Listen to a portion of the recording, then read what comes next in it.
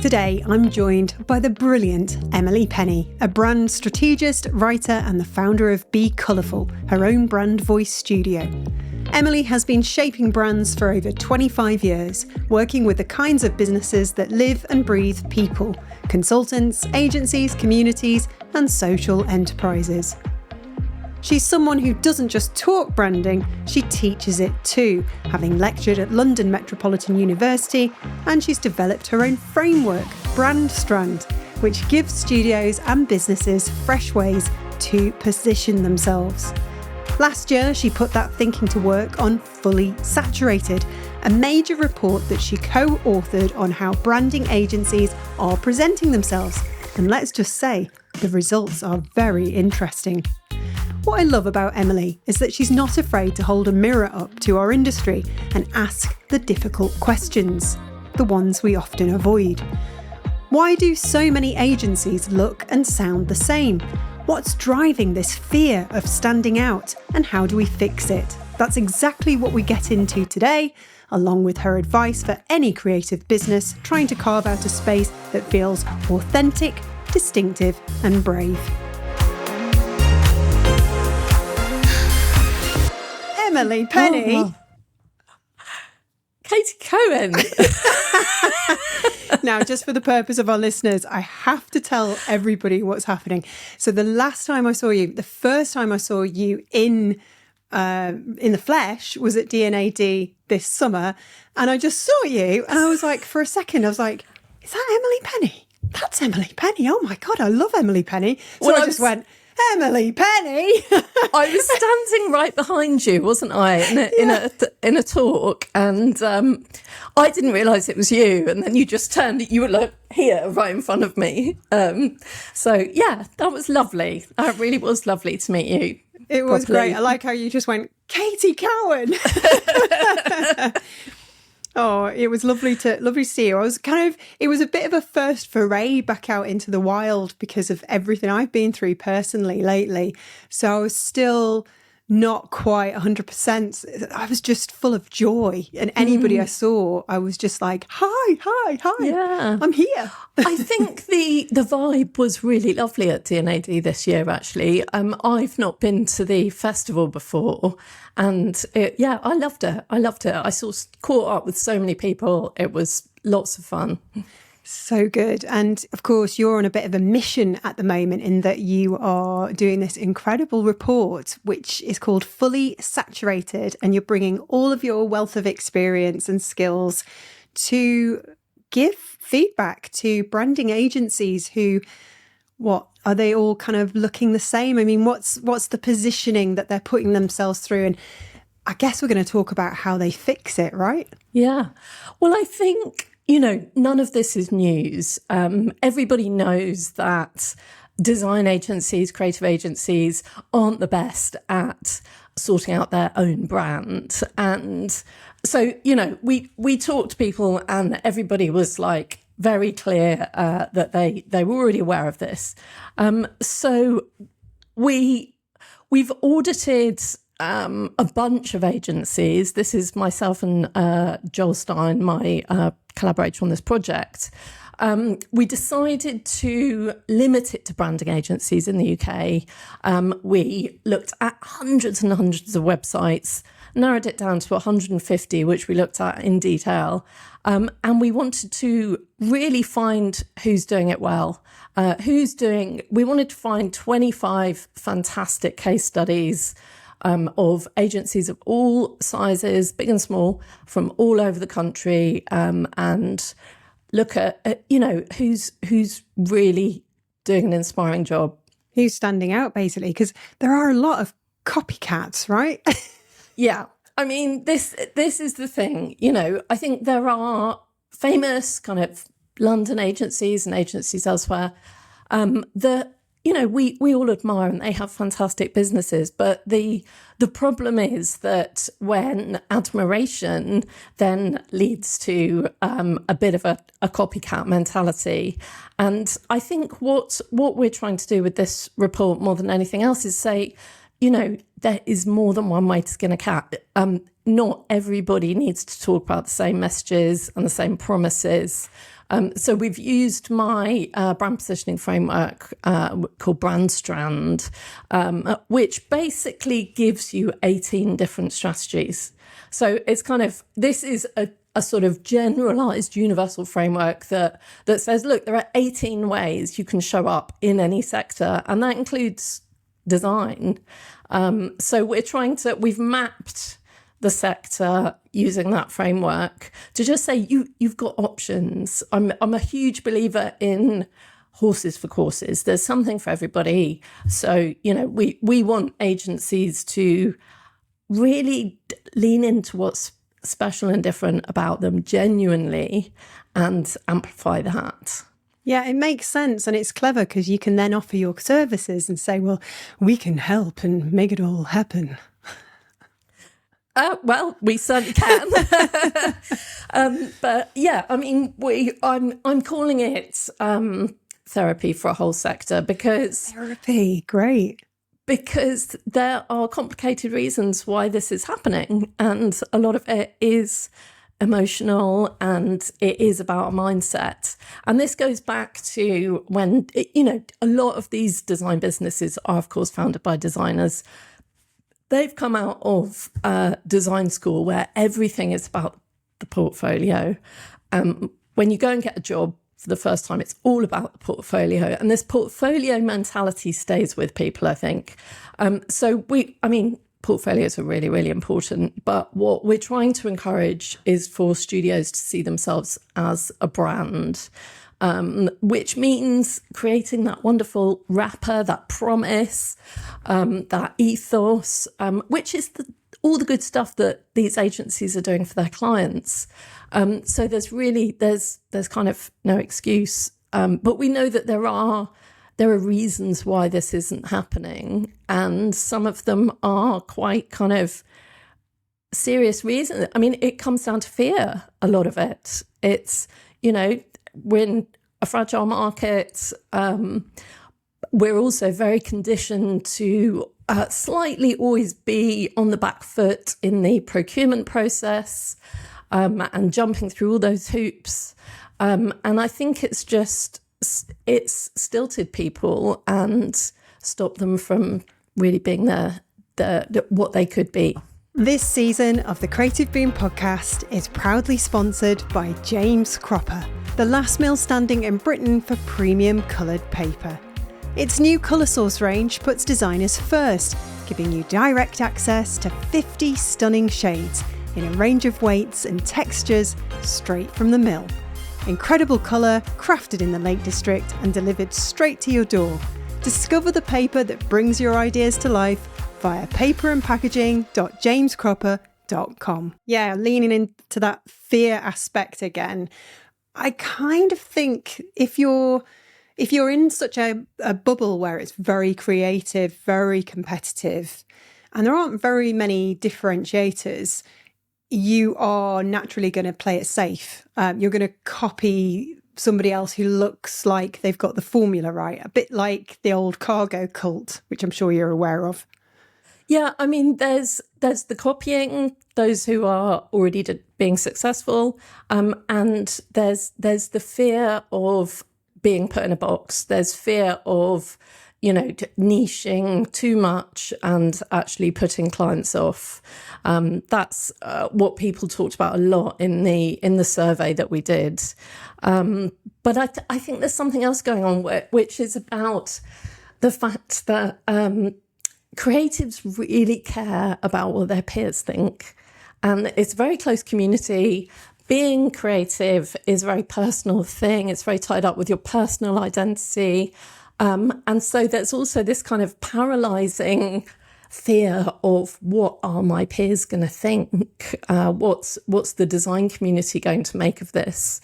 And there's something a little bit grubby about being too marketing and being too kind of commercial when you put your studio out there. And there's good reasons for this as well, because people need to attract staff. They need to attract great designers too. So that's also a really important audience. Is Where does that come from, though? Is that by seeing the responses sometimes on social media when a big brand identity project drops? I think it's just a very, very close-knit community, and people know that other studios and their design colleagues, and let's be honest, designers are moving between agencies all the time. It's kind of it's the same pool, especially in the UK.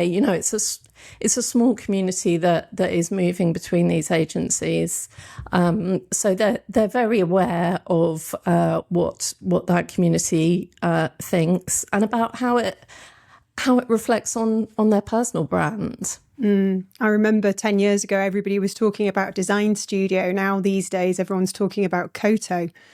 Mm-hmm. It's quite interesting. Did you ask in the survey, who do you look up to? Who do you admire? Yes, we did. And the same names came up again and again. I mean, the number one name was Dixon Baxi. And that kind of makes sense because Dixon Baxi is consciously talking to the design community. They are building their brand from the inside out. Mm-hmm. And it's that kind of internal focus that really resonates, I think, with designers compared to maybe other studios that have more of an external sort of obviously commercial outlook, certainly on social media anyway. And of course, there are lots of other ways to show up and find clients apart from LinkedIn. Yeah, Simon Dixon's very clever at updating on LinkedIn and really makes you feel like he understands the pain and the suffering that you have to go through when you're building a design career or a design studio. And I think that resonates and it gets people talking and it keeps Dixon Baxi in everybody's minds. Of all the talks that I've done recently on the studio, that was by far the most popular with Simon. Mm-hmm. Yeah. I'm not surprised.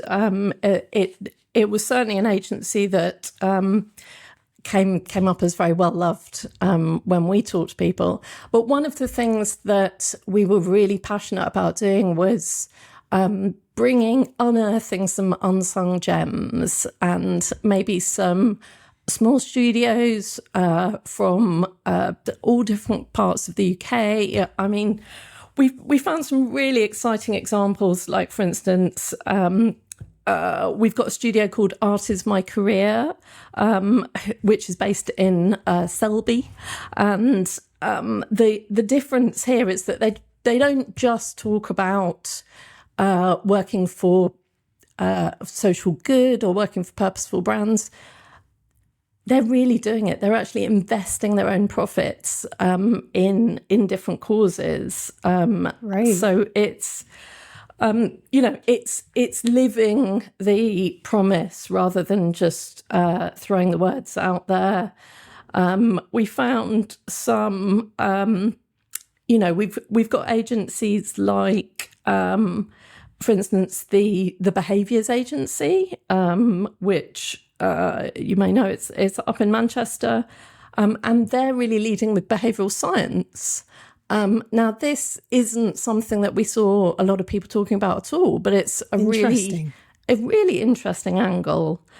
And what else have we got? I mean, we've got interesting new models like Small World, which is kind of turning that remote and distributed sort of structure into a virtue and promising to be more innovative and more in touch with culture as a result. So I think there's just so many different ways. So there are so many different angles. We've even got, you'll know, Lucky Dip, a relatively new small agency. But, the wonderful line that they have on their website is that they're a creative studio where building great brands is an undeniably good time. Oh, is that Katy Cadwell? It is. Oh, and her colleague, I can't remember her name. Forgive me. And why shouldn't enjoyment, why shouldn't having a good time be a valid promise for the right client?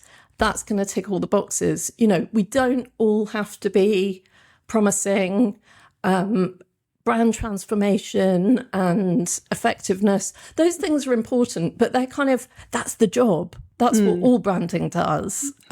So unless that's really your thing and you can back it up,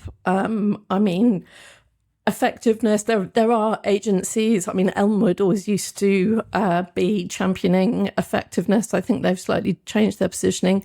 But they were leading the DBA league tables for a long time. Not sure if they still are. But, effectiveness is the right positioning for the right agency, but it's not the only option. What did you find was the most common in the way people positioned themselves? It was a couple of things. One was effectiveness, and another was empowerment. So these are all labels from my Brandstrand positioning framework. So they're labels for sort of buckets of ideas. But we have this strategy, this positioning around empowerment, which shows up a lot, and for good reasons, because of course design and branding is empowering clients. It's enabling them to reach their goals. But again, it's right for the right agency, but not the only option. And we've got, there are other. There's going to be things like credibility, heritage, the quality and the craft of the work. We see studios like Crush down in Brighton, whose tagline is "Honour the craft." And while craft isn't necessarily a very ownable word in the design sector, they've done everything they can to own it and to make that promise absolutely unmissable. Brilliant. So you shared some really good examples of alternative positioning strategies. But if there's a studio or a designer listening to this and they're thinking, God, where do I start? How do I kind of find the thing that will make me stand out? What would you say would be a good starting point? Well, I think positioning should always be something that already exists in the studio. We're not looking to invent anything. So we're looking to find that nugget, that truth that already exists. It's your genuine strength. But the key thing is that we're looking to amplify it. So sometimes it's very hard to see what that genuine strength and point of difference is when you're in it. It's that thing of it's hard to sort of see the label if you're in the job, but it will be there. So asking clients is a good starting point. Doing a survey, that can be very revealing. It's something that we've just done for an agency in London. And they thought that their clients had a particular perception of them. And our conversations with those clients revealed something quite different. So it's really interesting. But it's obvious, isn't it? Start with the audience, talk to the audience, ask them what they think. What do you think of Creative Boom? Oh, goodness. Creative Boom I have known for such a long time, and sort of almost from when you started. So a brand is a reputation. A brand is very connected to the people behind it. So it's definitely not just about having a snappy tagline and a brand identity. It's that whole reputation. It's the product, and that's something that you've worked really hard on over many years. And still working on, still figuring out, because when you're in the eye of the storm, you don't often get time to take a step back and say, well, what is it that we are? And we're doing that a lot more. We've done it over the years in different fits and moments, like when there's been a rebrand or a new website design. But if any studio is listening to this, it's when I talk to a lot of people, I'm like, I haven't heard from you for ages. And I'm talking about big agencies around the world. They were just so busy. We haven't had time to put out case studies. We haven't had time to do this or that. So to then have to go through this exercise and say, well, actually, let's take a step back when you've got so many plates spinning, must be quite daunting. And I can understand why it gets, put to the back of the pile. Yes, absolutely. I mean, agencies are putting their client work first, and it's a busy type of business. We need to be very responsive to clients, so it is entirely understandable. But then it is what we expect of our clients. We expect them to carve the time out, to write the brief, to come to the presentations, to be engaged in that process, and to invest as well, to invest in building their own brand. So it needs to be planned in. It needs to be resourced. Do you think they really need to pick a niche to succeed? It's a very common discussion, this one. The thing is, what we're trying to do, if we're talking about seeing an agency as a brand, all that means is that we're trying to get really clear on what we want to be famous for. Now, the mistake most people make is that they don't make it simple enough. So they don't make it unmissable. And we need an idea, we need a promise that's unmissable that you can become famous for. Now, niching in a vertical sector, in a particular category, that's a super simple thing to be famous for. So we looked at agencies like Stranger and Stranger that focuses on alcoholic drinks. We've got Edit, I think, who focus on arts and culture. And so it goes on. There are agencies, Boring Agency, focus entirely on boring B2B and industrial. And it's a really effective strategy if it's right for your business, but it's not a requirement at all. There are lots of other ways to position an agency that mean you don't have to narrow your target market down to one sector. So we can think about, going back to the sort of lucky dip, sort of making the process an undeniably good time. We've got things like service, so client management and project management, or things like flexibility, or being a one-stop shop and offering everything in one place. There's lots of different ways to cut it. The whole point of this is to get work. So it's how do we sort of stand out when a big brand is looking to hire an agency? Wow.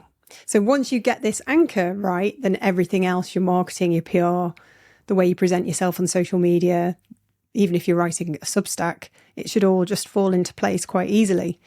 A good positioning should just feel right in your gut, shouldn't it?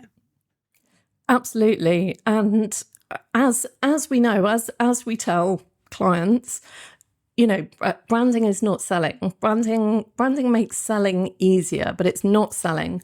But what happens in the world of agencies is that we just cut straight to the selling, and it's because of that tendering, that procurement sort of process, that we've been conditioned to just focus on the sell rather than the brand. But if you build your brand, if you build that awareness and those associations, tenders are, it's rarely the case that tenders are entirely sort of a fair playing field. And brand is your advantage. You need to have an upfront advantage to be known, for somebody on the client side to be rooting for you way before the actual pitch. How do people feel about pitching these days? People are still pitching. People are still free pitching. Nobody wants to be doing it. And it's not something that I would ever do. But it's really a symptom of that power relationship in the market. The fact that clients can ask agencies to jump through hoops, and they do. Wherever possible, try and build the relationship rather than just focusing on the pitch and the sales process. Step back and think about the wider marketing and attracting more inbound inquiries and people who already want to work for you. Absolutely. I mean, you've got to think of the client always anyway, haven't you? Because you want to see it from their mind. Oh, these look perfect for me because they tick all these boxes. You don't want them to come onto the website and think, oh gosh, they probably are way too expensive for me, or they're too cheap. There's a lot of science at play, isn't there? A lot of psychological elements that you have to think of.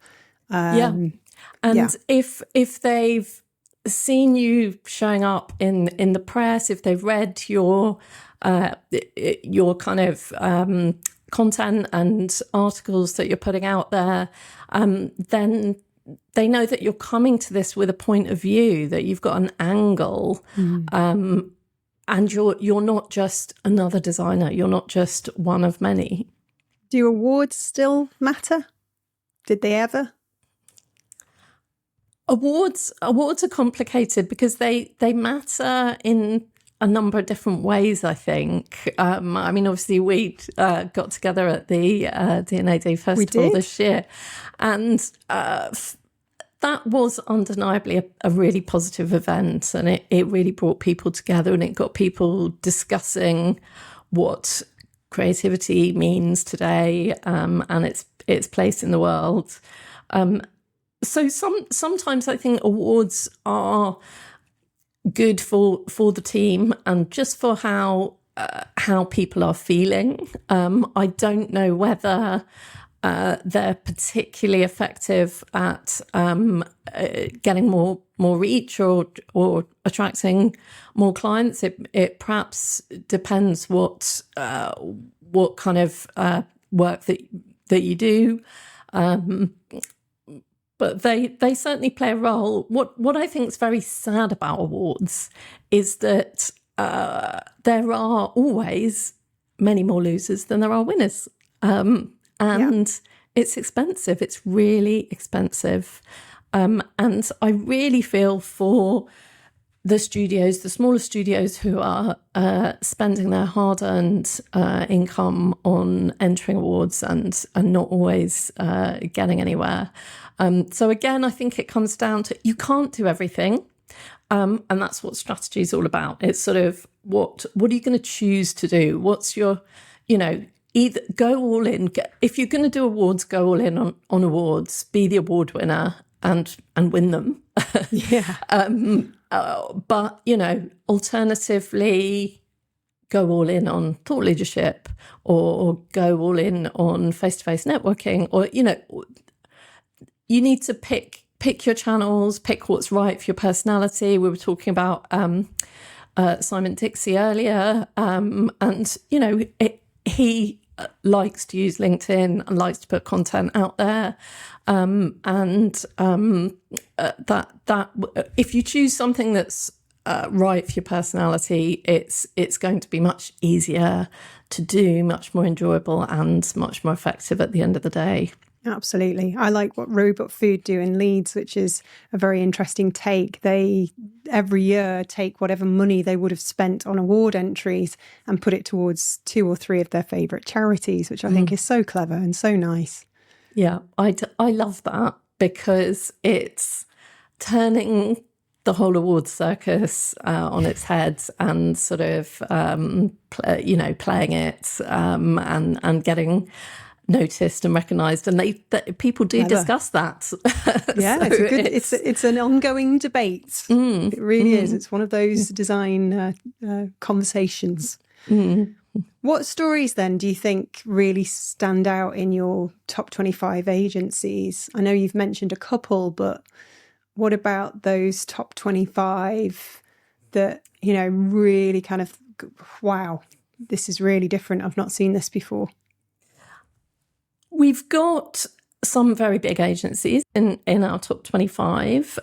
We have, probably the biggest is Interbrand, actually, and of the kind of global London-based agencies, it was one that really stood out because it has this very clear philosophy around iconic moves, and they put out an awful lot of content and thought leadership around that, and have the reports and the authority that backs it up. So that was definitely an interesting example. Then we've got the smallest we looked at any agencies that were 2 or more people. So we looked at really small outfits as well. So we've got, for instance, who have we got? Let me see. I feel like this is a tombola moment. Yes. Well, it's been lovely speaking with them all and just saying you're in our top 25 and getting some feedback. I mean, I love the line that Dawn has on their website. Dawn is a design agency based in Stockport, and they have a big line on the homepage which says, "Your brand is a sleeping giant. Let's wake it up." Oh, that's so nice. And we've just gone for it. Yeah, it's ownable language. That's what we're looking for. What they're actually saying is that they help brands express themselves. They help brands to wake up, and so many agencies use that cliche line. We bring brands to life.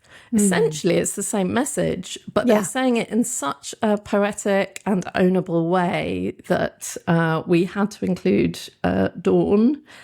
It reminds me of fairy tales, It's immediately visual and, it stays with you. You don't forget that. Their office is in a little castle. It may well be. I hope so. Yes, it should be, shouldn't it? Definitely. And Analog, Analog in Leeds. Yeah, great. A seriously playful brand and motion studio, and they've gone all in on seriously playful, and that it's just it feels very true to them and their approach to their work, and again it's something memorable that I've heard people quoting that to me because Analog has come on their radar. That's so nice. It's interesting, you were talking about Interbrand before and how they kind of own their space. They do their own reports and trend analysis and insights.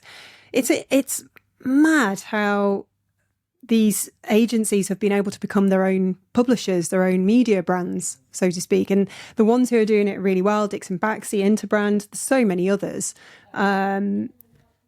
We're redundant. We're dying. Trade media is gone. That's why I'm dancing around on YouTube, vlogging. Come on, Emily Penny. I've only put you on the spot twice this chat. Come on. It's true though. I don't think it's dying. I just think it's changing. I think because agencies are able, and by the way, I'm all for it. I love the levelling of the playing field. I love that there's this democratization going on and people can develop their own audiences. They don't have to go through, the design trade press to get their voices heard. We still help, good for SEO and good for credibility, but really you can just own it. Well, you can own it individually. You can have, you can use your own platform. You can put your content out there.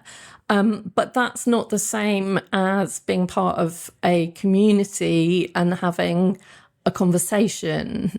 And I think there'll always be a place for communities and for bringing people together to discuss our wonderful discipline, and we need the other people in our community. We need to be having those conversations and not just hiding away in sort of separate studios. It's just always so valuable.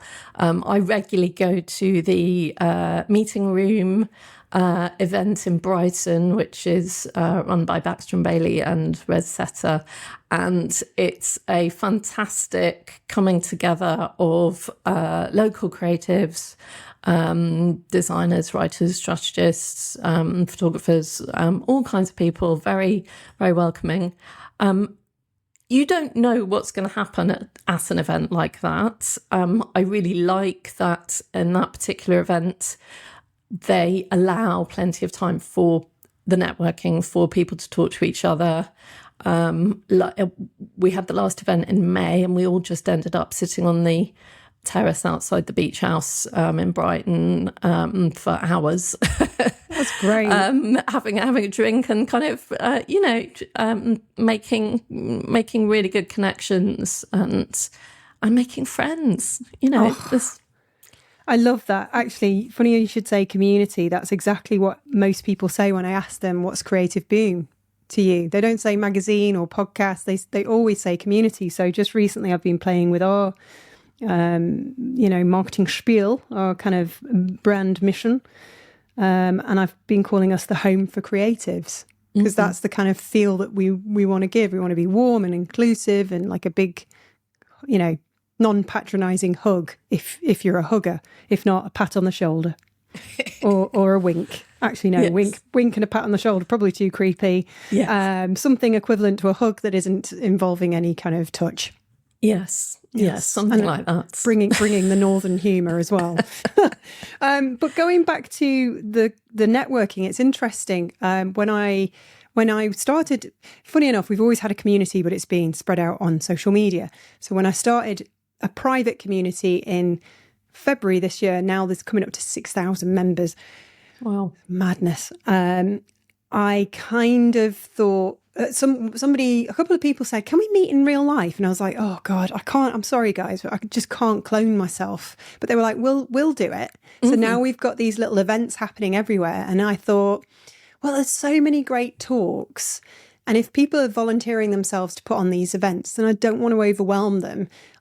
Just been saying, just say you're going to meet in a coffee shop or a pub or a bar, and it's just to sort of chat and meet. And the feedback we've had from everyone is that it felt like it was missing because there were so many talks and events and they're all great. But sometimes people just want to have a drink, like, oh my God, I had a deadline today. And because it's a lonely profession sometimes. Yeah. People need each other, and now we're all working remotely, and it can be pretty isolating, and good things always come out of those meetups, always, and it's, I think we're seeing a demand for those sort of real connections, aren't we? Social media's all well and good, but there's nothing like actually seeing people in person.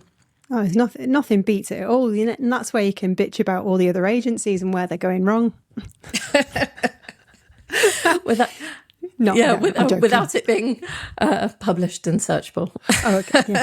Yes. I think that is the thing. We've been through a lot this decade, so to be able to come out the other side and realise actually the things that, you know, keep us happy and keep us successful is just getting out in the real world. People, it's about people. People like doing business with people. People like collaborating with people. Yeah, and that's the sort of warmth to come back to, I guess. So, as we've had this therapy 101 session, if you had one piece of therapy style advice for founders listening to this right now, what would it be? To agency founders, I think it's about getting simpler, about focusing in on the one thing that you want to be famous for instead of a whole laundry list of selling points, and having the confidence to back yourself, to back that one simple idea, which is exactly what agencies say to clients, but it's time to take their own medicine. Thanks again to James Cropper for sponsoring this season of the Creative Boom podcast. Remember, its colour source range gives designers direct access to 50 beautiful shades and a choice of textures, all crafted in the Lake District and delivered straight to your door. Explore the collection and bring your next project to life at paperandpackaging.jamescropper.com. So we're going to have some fun. Are you ready? Terrified. Well, you've picked these questions prior to our chat, so you've hopefully had a chance to think about what you're going to say. Yeah. And I'm springing a question on you at the end that, interestingly, Claire Blythe asked. She was last week's guest. Ah, right. So you can kill her when you see her in person next. I will do just that. No, actually, it's perfect because you didn't know who it was going to be. So it's kind of a bit weird how it's transpired. Anyway. Oh, I'm intrigued. Yes, that's coming up. What's a medium or discipline you secretly wish you were very good at? Well, it's got to be graphic design. I love graphic design. Same. I mean, I'm absolutely hopeless at it. I went to art school, so I've always been a creative person, but I never learnt design, which is quite a frustrating place to be. But I think the plus side is that it's why I love working with designers so much, because they make the magic happen. Oh, I love it so much. I was trying to, you'll laugh at me, because I'm doing vlogging again and my designer's on holiday and my other designer's just lost a pet cat. So I'm like, and I've got a deadline. I need to do YouTube thumbnails. Oh my God. Have you ever looked into this? It's a mad new world. So this is thumbnails for each of your pieces of content? Yeah, on the YouTube channel, and they have to grab attention and they have to match up with the title and they have to like reinforce what you're trying to say, spark curiosity, have a curiosity loop going, I must click on this. I mean, I tried to design my own and I was just howling with laughter. I just failed miserably. It's the most incredible skill. It is. And I will, as all of my design collaborators know, I will certainly have an opinion and I will pitch in with ideas. But at the end of the day, I only have admiration for their wonderful skill. Yeah, I absolutely do as well. Oh, gosh, this is a good one. Who would play you in the movie of your life? And who should play you? I have for many years felt that Kate Winslet will play me in the movie of my life. She actually lives quite local to me, so I'm hoping that I run into her at some point. Apparently, she has been spotted at local yoga classes, so I may have to try and find her. Absolutely, you'll have to get a new yoga outfit so you stand out. Yeah. You've got to have a niche ready. You've got to have a strapline ready. What are you going to say to her when you meet her? Well, I get very starstruck when I mean, well, obviously when I met you at DND, it was completely I'm not paralysed. Famous. No, you are, love, you are. But no, I go completely stupid, and I just kind of grin, and like a startled bunny. All right, so here's what we're going to do. We're both going to buy some yoga outfits. I'm going to come down and camp at your house for however long it takes. You're not going to get rid of me. And then we're just going to start trying to stalk. No, we shouldn't be encouraging this sort of behaviour. But I'm really good because I worked in radio at the very start of my career. And so I met a lot of celebrities in my 20s. So it doesn't faze me anymore. You know, one of the most famous people I interviewed was Will Smith. Wow. And so, but then saying that, I don't know if I bumped into Jack Black or Catherine Zeta-Jones or Kathleen Turner, I'd probably just start mumbling. I really would. I'd just be like, catching flies. Yeah. No, I'm not good with celebs. And I've yet to see her. Maybe she's moved away. I don't know. Maybe she found out about you. Maybe she's gone. She's avoiding me. Yes. I met Ivan Dando recently from the Lemonheads. Quite right. Yes, of course. He was outside, sat scribbling on outside the gig, and I was with my old friend Cara, and I just went up to him and said, "Hi, Ivan, I'm coming to see a gig in a minute." He put his massive big hand out, and the first thing I could think to say was, "Wow, you've got big hands. Mine are big too. Twinsies," or something like that. Anyway, break a leg, have fun at the gig, we'll leave you alone. In the meantime, Cara stood behind me just going, and I was like, "Go on, Cara, shake his hand, he's not going to bite." She and I just ran off giggling. She went, "I can't believe you did that."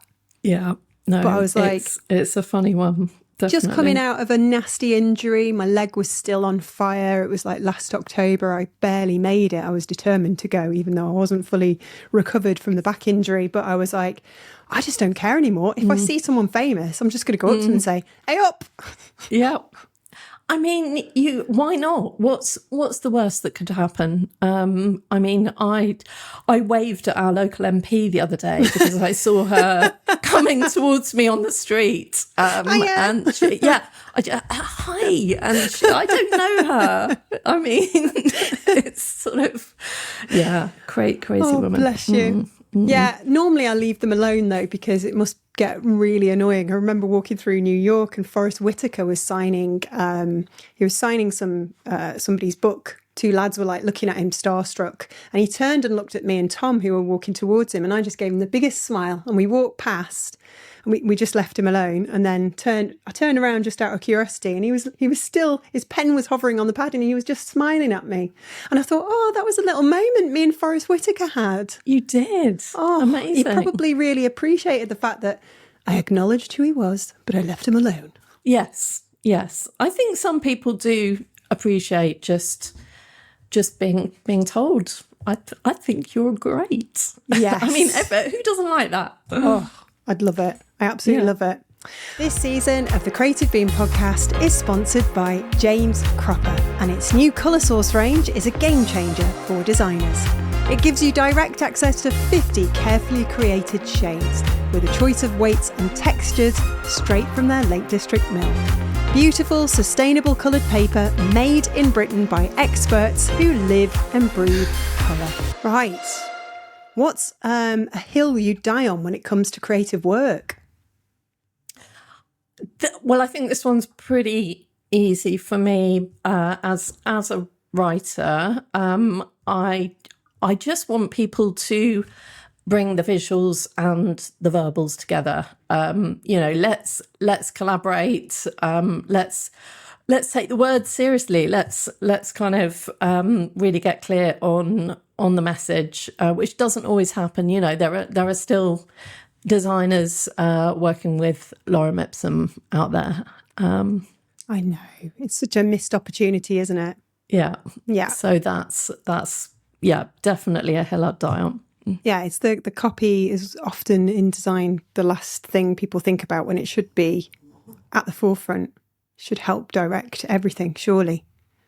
Yeah, and certainly on, for instance, web design, creating websites, not always a case of sequentially sort of having the words come first and then the design. You know, it's got to be a conversation. It's got to be a bit of give and take, and that's the way that I like working best. Is, you know, getting our heads together and solving, because we're trying to communicate. So it's you know, it's not just the words, it's not just the visuals that do that. We have to have a shared concept and vision. Yeah. It can't be a conveyor belt.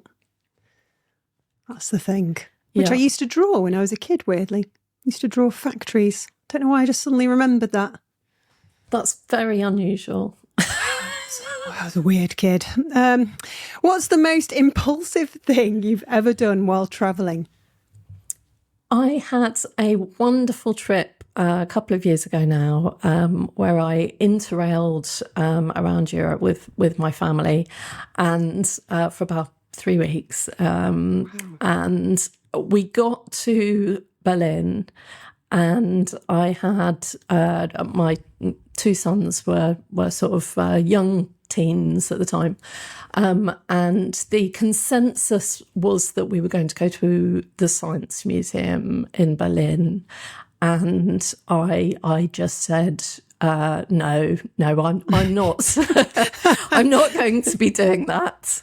And so I left them to it. So my wonderful husband took the boys to the Science Museum, and I went off on my own and had the most fabulous day in Berlin. I explored urban spree. I went for long walks. I met a wonderful lady called Dominica, a strategist who's based in Berlin, and she took me for donuts, and it was really, really good fun. So much as I love my family, you know, we had been travelling for a couple of weeks together already, and I started to get a taste for just solo travel, and started thinking about how exciting it could be to just go alone and explore. Oh, it's the most brilliant thing. As a journalist, I often get to go on press trips, and I'll always try and extend the stay a little bit so I can have that moment myself. So yeah, just the sheer absolute freedom to just go and explore and not know where the day's going to take you. It's just magical. It really is. Yeah. And as, you know, as a mom, as, you know, being part of a family, you don't actually get that much time just to yourself. And when you're a writer or a creative of any sort, you desperately need some time to yourself just to be creative and be alone with your own thoughts in a positive way. Yeah, you do. It's where you get your nice ideas from and recharge, reset. It's always nice to have all that inspiring architecture and sights and sounds to enjoy as well. Gosh, I love travelling. Anyway, What's the oddest compliment you've ever received? I hope it wasn't from me. You're always mumbling.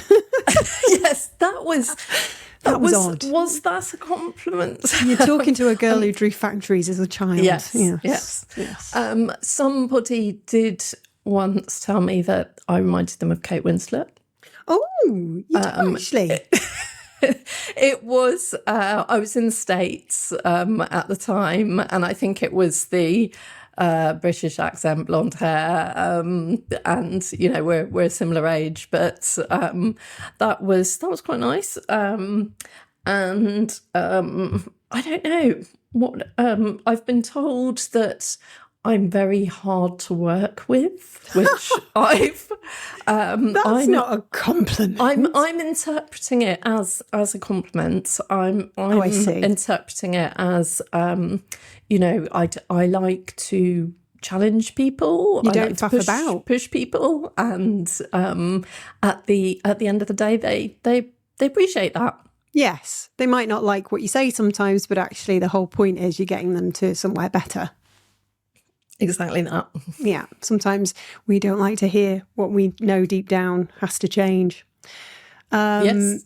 It's true, isn't it? you know. Yeah. I mean, that's what my role is all about as a strategist. I mean, I'm a strategist first, copywriter second, and when I set up Be Colourful, which was back in 2013 now, it was a way of being in control of my own destiny and working in a way that I wanted to work. And part of that was being able to have my own opinions and be very honest with people, whether it's clients or collaborators. Hard truths are really important. Yeah, because then we make progress and we're not just trying to live a lie. You know, I know my truth, Emily Penny. Do you? No. I'm trying. You're getting there. God loves a trier. What's something you'd love to believe in, even if it's not real? I would love to believe that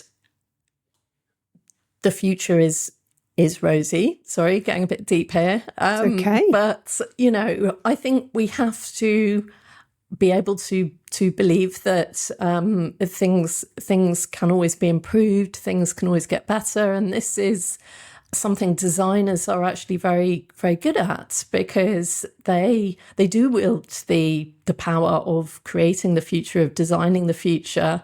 But right now, you know, sometimes it feels like things are going backwards, and in terms of progress and humanity and climate change, etc. But we have to believe that that a better future is possible. I'd also really like to believe in fairies. I think they're very special. Well, they're real, aren't they? Yes. So, I mean, yeah, my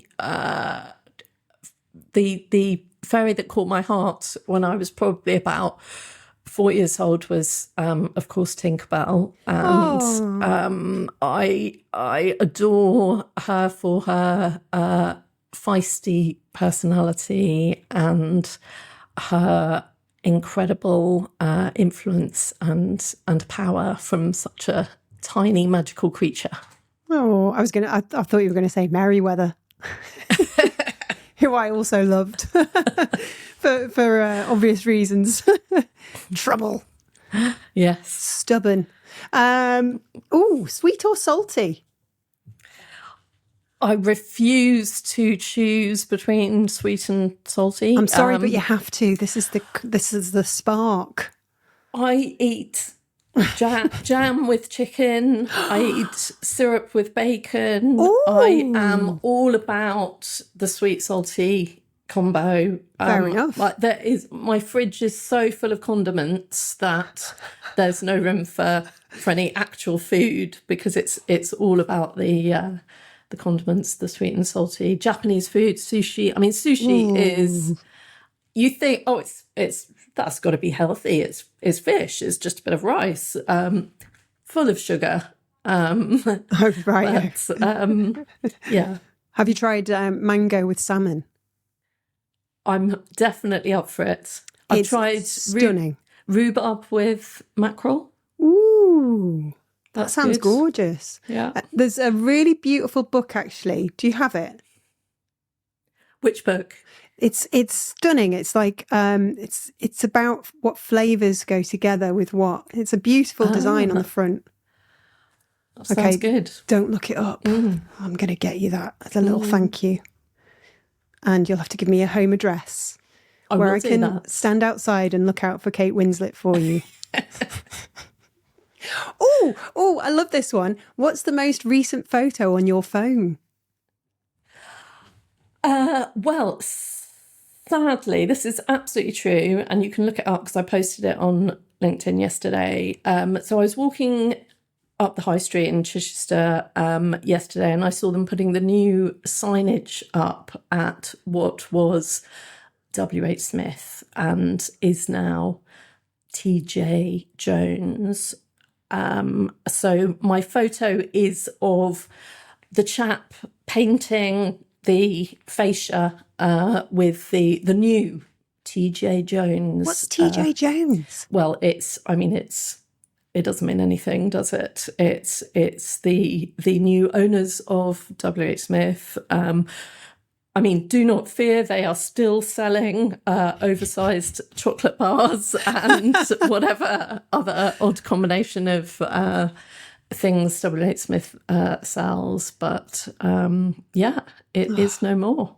Sad, isn't it? Ours in town is closed, and I think there's rumours that it's going to be a Starbucks. Okay. Another coffee shop.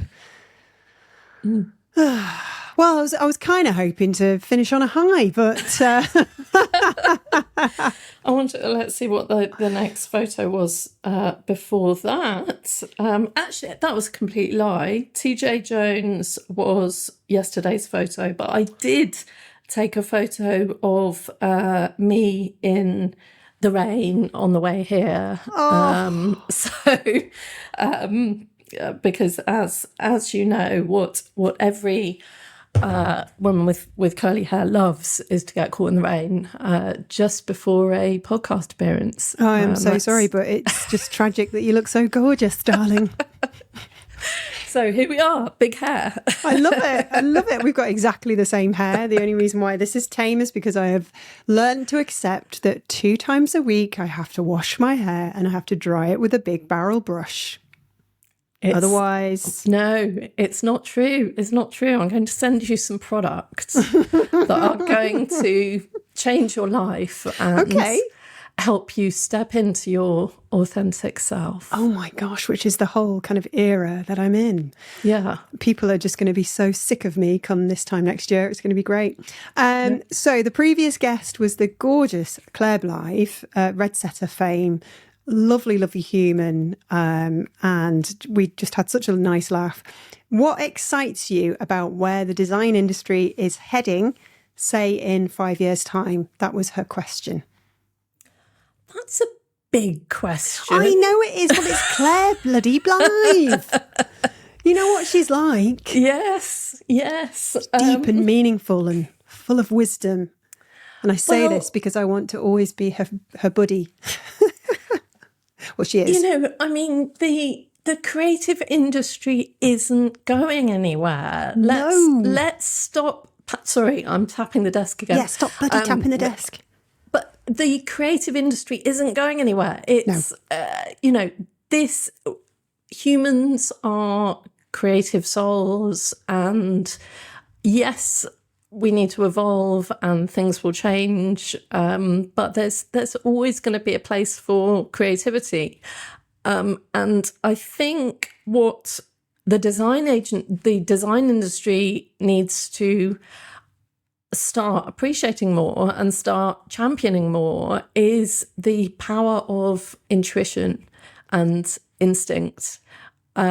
Because certainly in my work as a strategist, yes, you can do the research, you can do the discovery, you can get all the data, the information, but at some point you have to join the dots and you have to actually use your mind to imagine a solution and imagine a way forward. So we need to keep hold of human imagination and instinct and listen to the. We don't even know how our brains work. I mean, let's be honest. You know, scientists don't wholly know how our brains work, and supposedly we don't use nearly as much of our brains as we could do. There is so much subconscious stuff going on that is what's special about being human. Yeah, I love that. Very positive, very optimistic. And I assume you're alluding to the AI doom cloud that's over us. I believe it's a tool and it's just going to enhance things. And yes, things will change, da-di-da-di-da. But overall, human. That's the word of the year, isn't it? Human. Yeah, human. Definitely. And listening to those silent those signals, those feelings. Let's lean into feelings. Love that. Okay, so we need a question for next week's guest. Have you got one? I do. What I would be really interested to know is, what were you obsessed with as a child, and how did that play out in your career? Amazing. And if I was answering that, probably the Weetabix Club.